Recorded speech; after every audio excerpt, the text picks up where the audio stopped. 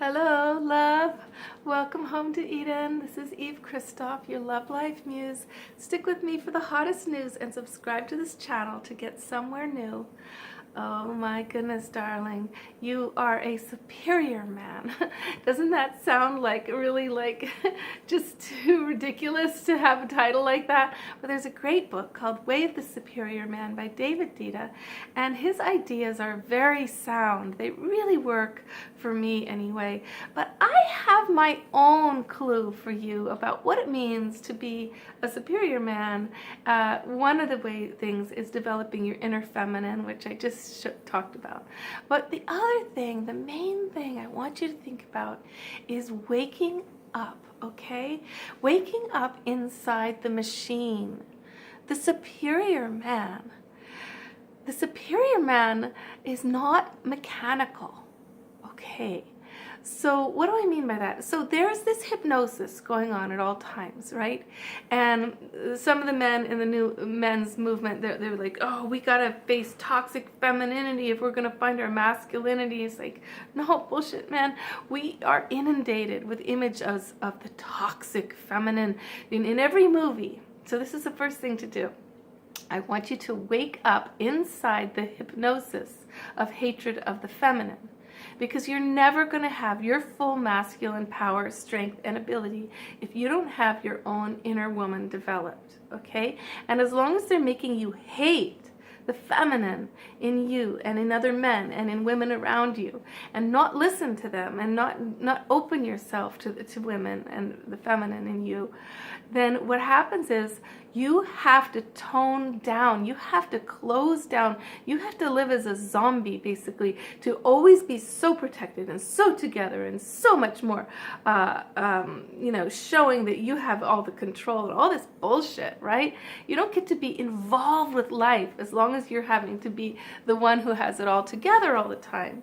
That is a hypnosis, okay? It's a collective unconscious that is trying to rob you by making you buy bullshit and buy stuff and go work all the time and never have anything else to your life. No spirituality, no body, no sensuality, no yoga, no incredible time off to just love and make love and all the things you would do if you were valuing the feminine. Okay, so being the superior man wakes up inside the dream. He sees the hypnosis and he goes, wait a second, I have a choice here. I don't have to buy this malarkey. I don't have to do anything that they're saying I need to do to be a man. For one thing, I can find my masculinity without killing something. You know, our species, in the last 50 years, we're down to more than 60% of all species on Earth, and all the men I know are still trying to find their masculinity by going out hunting and killing. All the animals, there used to be deer all over here. They're not. Bears, the guys are out killing bear. Why? Because they can't find their masculinity within themselves, because they're searching for this ferocity without feeling, without emotion, without love of nature, without a naturalness of wildness. He's going out trying to seek the animal to find his masculine nature. Go bear watching. Go wolf watching. Learn the languages of the wolves. Sleep with the tigers, okay? I actually had a job. I was working in a zoo kind of thing, and I was at a place called Isis Oasis, and I had to take care of the wildcats, and I actually went in those cages and I slept with some of those wildcats. I did. So I wanted to know what it was like, to have this huge body up against me. This is a different test of your masculinity, to embrace the wildness of nature. It's much more scary. It's much more intense than going out with a gun to protect yourself and kill something and make yourself invulnerable. That is weak and cowardly, guys. It's not masculine. The masculine who's deeply able to hunt for the family in the most needed way, to hunt love, well, he embraces the feminine, for example, of nature. Nature is feminine. It's wild, crazy, and scary, just like women are. And to embrace that like a Native American, like a pygmy who becomes one with it. Now you're talking. Finding a masculinity that has woken up inside the deep collective unconscious. And the very first thing you can start to do to wake yourself up is when you're watching a movie and that sex scene comes where the guy just grabs her without any real preliminary. No, we don't see a preliminary of hours of lovemaking, of connection, of dancing, of eye contact, of incredible word flowers. No, we see him doing almost nothing to earn anything, and then he just grabs her, pulls up her skirt, and starts pumping on some hard, awful surface in the middle of public practically, and that's a sex scene, right? That's a hypnosis, that as if that's okay, and as if that's what women want, and as if that's good for you. It's not. It is such a lack of being a lover to just do that pumping grind thing without any kind of real pleasuring her. She's not even warmed up ever in the movies. So wake up inside that when you're in a movie theater and it comes on again. It's just like what they always kill off the black character, right? You want to wake up to the hypnosis of racism, and you start watching movies from that vantage point and how they don't make people equally loving to the black characters. They don't give the black characters as much lines. They don't give them as many insights. They often don't make them the wise ones, and then they kill them off quickly. This is a hypnosis, right? So now you watch what they do with women, and you see how the women are just used, they're discarded, they're evil, they're scary, they're murderesses, they're vampires, their sexuality is so dangerous. Any powerful woman gets turned into a horrific character by the end. If she's likable, she's weak, she's mild, and she's super, looks like a model. You know, that's a hypnosis, and it's stealing you from all the women around you. It's stealing you from your actual attraction. Who knows? Maybe what you're attracted to are women who are big and chubby like me. God forbid. or women who are older like me. Maybe you like it when a woman's mind is firing. She challenges you on everything, as long as she's being, respectful of your mind and your body, and she loves you for being here, and she's not ignoring you.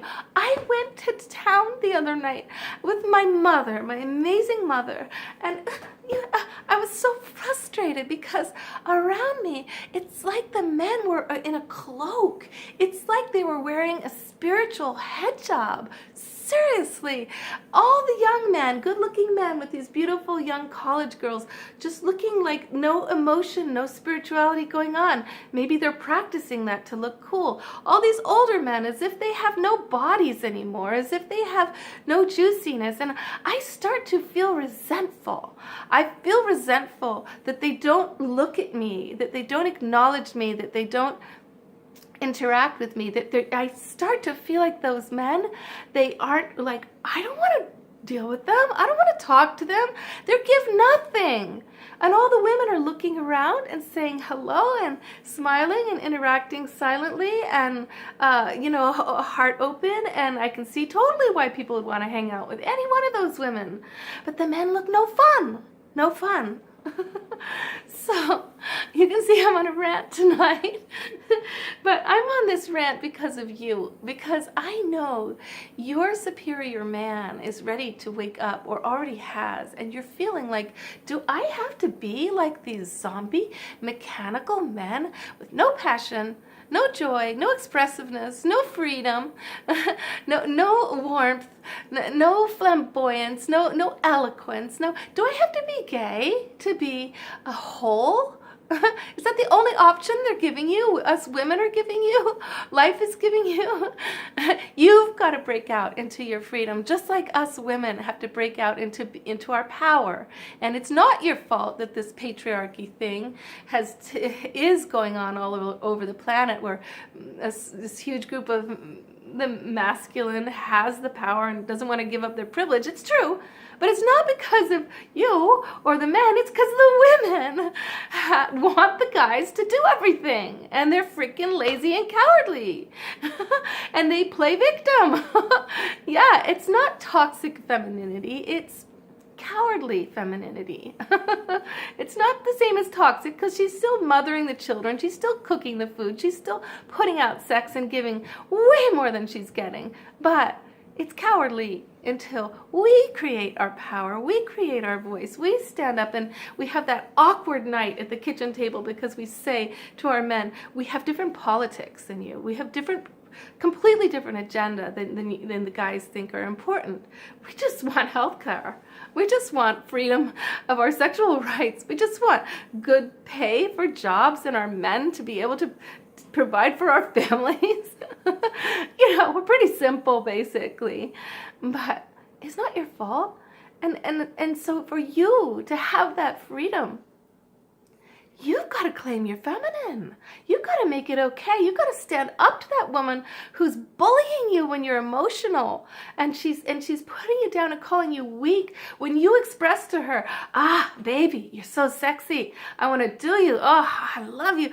And she says to you, can you just fuss off? I mean, do you have to be so needy? She puts you down for when you're passionate and warm and expressive. You know, Latin guys do not get put down by their women for that. Not usually.